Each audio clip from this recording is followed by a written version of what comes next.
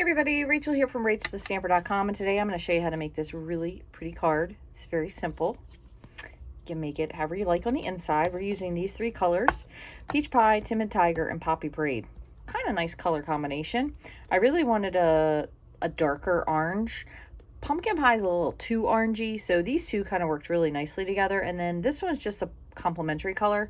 The only thing you want to make sure is you don't want to overpower your oranges with the Poppy Parade, because it can get that way. And I did want to show you, I did a whoopsie on another card. I was talking about this recently. This is completely crooked.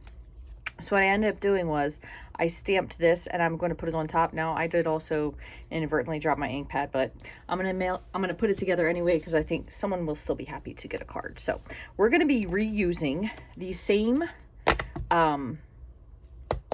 Post-it tape that we've used for other cards. So one thing I do want to tell you is you want to make sure that you err on the side of covering more than less. Also, when I first made this card, it's pretty narrow. This was the first version, and you can see that I opened it up significantly when I made the second one. So I do think the wider is a little bit better.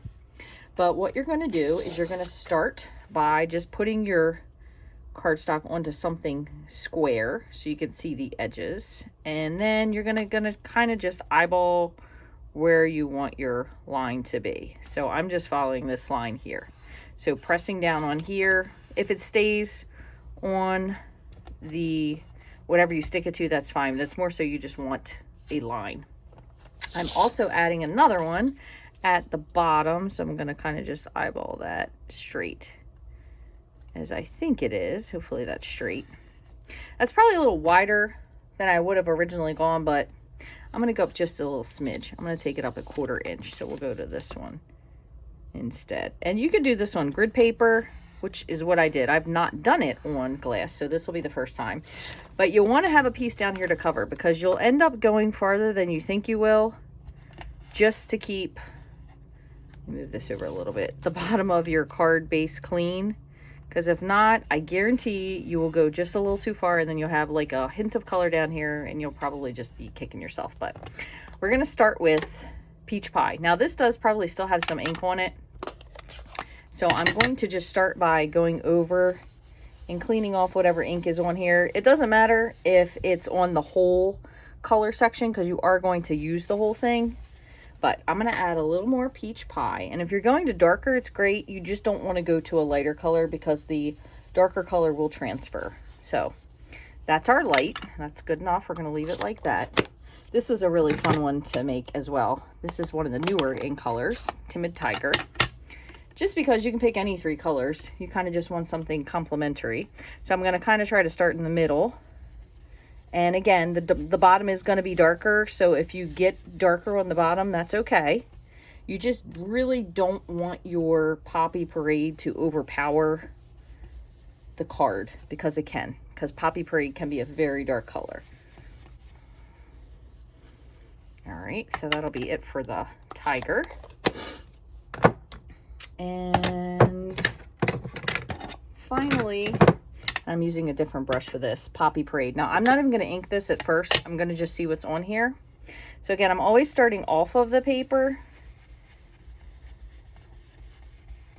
And it's not super red. The more you blend, the better it'll work out. You can also mess around with different types of paper or cardstocks if you want to. Since I have the chance, I'm just trying to go around the edge, because sometimes these red pads can be a little weird with the pigment they pick up. So I'm starting off and kind of trying to stay the lower third, because I don't want it will completely overpower the whole rest of your orange, and then you'll just have a red card. And maybe that's fine, but if you're trying to go for the ombre look, you don't really want it to be fully red. So that's good enough. I don't want to go too much farther than that. So that was Poppy. Let me just get these brushes out of the way, because I do. And here's the other thing you can do with your brush when you're done. When you're finished, get yourself just a scrap and just really rub the color out of them. You don't necessarily need to clean them, but rub the color out of them, because they'll dry a little better that way. And or even better, you can make more than one card. That way you'll use all of your ink. but that's good. I don't really necessarily brush or clean the brushes, but I also got this little teeny label maker from Amazon, and I put these little color labels on it. Completely unnecessary, but it was fun. All right, so now I'm going to remove this, and I'm going to just save these because I can see myself making many more of these cards. So I'm just peeling the Post-it note tape, and I'm just sticking it onto the back of my case. We did this for many of them. And the Post-it note tape that I got, this is 1-inch tape. I think it's a roll of, see, I accidentally touched that there. It's okay though. We're going to cover that with black, so that won't matter. It's a roll of 700 inches, I think. And this is still pretty wet on here. So definitely have something to clean your fingers off with. But it's a pretty, I've had this for a pretty long time. So you can definitely get this on Amazon. I'm going to just clean this up so we don't end up with any other swoopsies here. Now, the nice part about this is this bottom part we are going to be covering, and it is going to be with VersaFine ink, which is a pigment ink. So we shouldn't have any trouble with covering that up. But I just want to clean up so I don't get any more there. All right, so now moving on to, I guess this is kind of like our grass, maybe seagrass. Now I'm going to turn mine to the side just because I am a right-handed stamper. And I'm going to stamp by starting up high. I'm inking every time because I want it to be really dark, kind of like mid-level, bottom. Now you can see I'm down here, so I do need to be careful. Then I'm going to turn it over. And I'm going to stamp down here just to kind of fill in and keep stamping. And turning over again.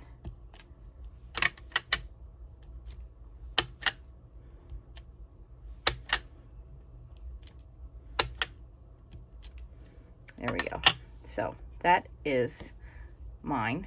Again, we could line these up a little better to make them merge, but it really is just in what you want to do with it, okay? So I'm going to do one more time. I'm just going to clean this off. It's a really nice part about having any type of a glass mat. It's super easy cleanup. And here we have come again to where we have our sentiment, right? So here's the thing. You have your sentiment. You don't want it to be crooked. Sometimes, try as you may, like for example, on this one specific one, I did not line the sticker up correctly because these don't come already pre-stuck. So it is just slightly down. So what I tend to do is I will use my, where did I put it? Stamp positioning, here it is. My stamp positioning tool. This is a Misty, in case you're not familiar. And let me see. Let me get all this out of here. My magnet. I'm going to take these extra pieces out because we have a stamp set that has rubber on it. So here's what you can do. You can kind of put this, oops, let's move this out of the way. You can kind of put this where you think you're going to want it. So let's say we're going to put it here and we're going to test stamp it. Make sure it's straight. So what I'm going to do is I'm going to just test stamp it on a piece of scrap. And it doesn't have to be super inked, but kind of just of seeing if it is straight. And actually, that's surprisingly straight. So we're going to go with it. So I'm going to just put this here just to hold that in place. You're still trying not to touch the black. It's definitely still wet. But the good part about this is if it's not black enough, you could always restamp it. Yeah, it's just slightly up, but better than the first time. All right, so we're going to close that, move this over, and we're going to just add this to our base. So this is a hamburger style card, 5.5 by 8.5, scored at 4 1/4. You're definitely going to need a inside panel for this since it's black, unless you're going to write in white marker, or maybe you're sending them a message in invisible ink. So that way you could do whatever you'd like. So I'm going to turn this over since we are black on black.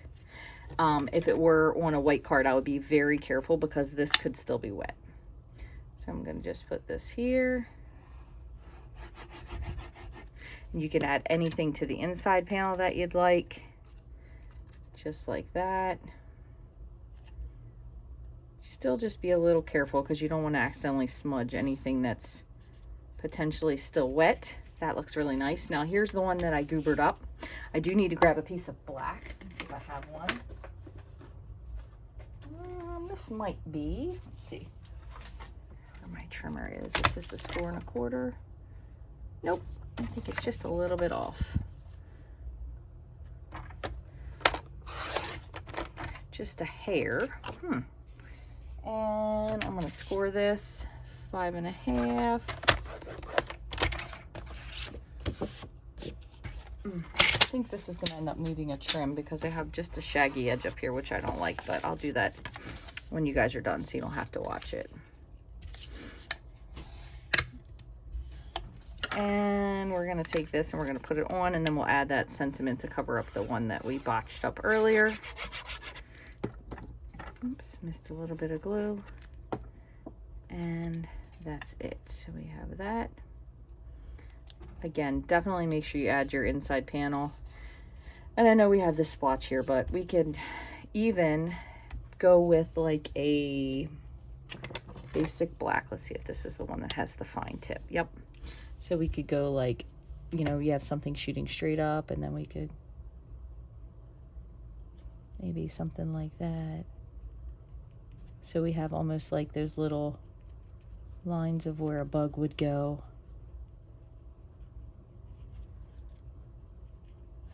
Add in a little firefly tail action.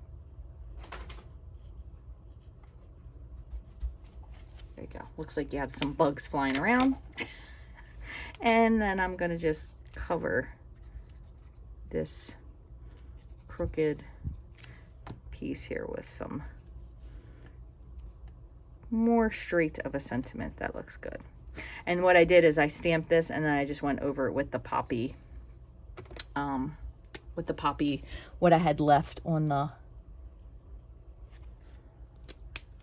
blending brush. Geez, words are hard. I just kind of just to take this little bit of the stark white off of there. So there you go. There are some that maybe we made a little bit of a whoopsie, but we still brought it back in the end and fixed it. So really nice cards. Again, this was the first one, you can tell because it is considerably thinner. I think I went larger as we went on here. So we got small. This one probably would have been medium and large. I think they're really nice though. I want to thank you so much for watching today. If you've learned something new and you like this video, please give me a thumbs up and consider subscribing to the channel. You're also welcome to share this with any of your friends that might be into paper crafting. If you'd like to get any of the supplies used to make these cards today, you can click on the links below in the description. Leave me a comment, let me know what you think, give me a thumbs up. All those are free ways to support me. Thank you so much for watching. I hope you have a wonderful day.